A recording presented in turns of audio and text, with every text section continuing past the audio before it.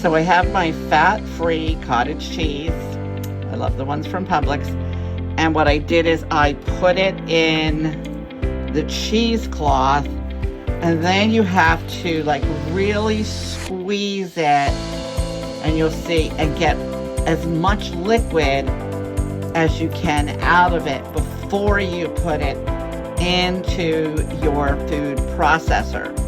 Get my hands wiped off. So now I've added this very drained and dry cottage cheese to my mini food processor, and we're gonna whip that until it's nice and thick. You can see the consistency is changing. I like to just kind of whip it around. You can see how thick it's getting. This makes such a nice base for so many things.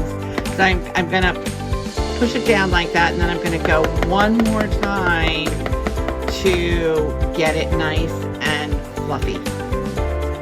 So there we have it. You can see this is like, the spoon will stand up in it because it's really super thick, and that's the way you want it. Now I'm just gonna make one thing. I do add this to the new focaccia cheese to make less points for the cream cheese, and then I'm gonna do a feta.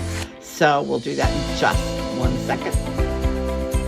So now I'm going to add about 2 ounces of this feta cheese to make a feta whip, and I put just a little bit of olive oil in with it, just a little sprinkle. If you're counting points, you really need to be accurate. So you can see, this is my digital scale. I love it. I have mine like on this basket.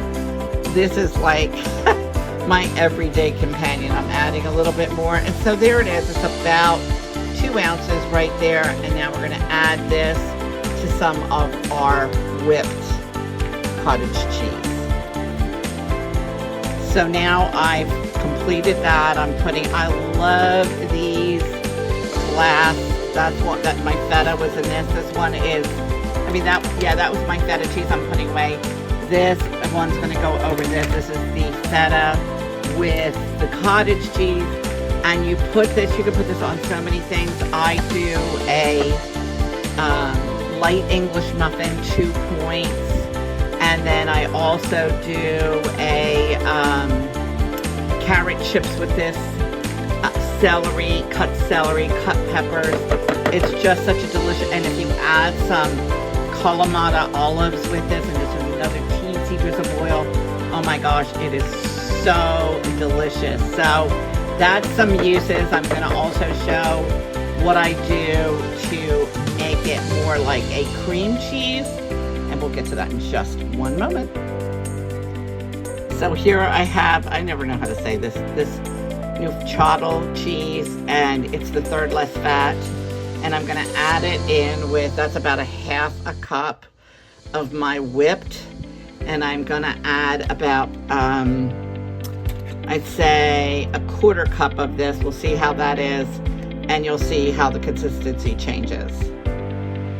These are the best measuring spoons because they can act as serving spoons. This one is the 1/4 cup. Whoops, that's upside down, but this one is the 1/4 cup. And then I have a 1/2 cup and an 1/8 cup, and these are fabulous. See how thick this is? Like, I'm going to show you, like, really, it's super thick, and you want to add that because if you add the other cottage cheese, it's too runny. This makes it nice and thick and creamy. So this is what you're using. That's the 1/4 cup.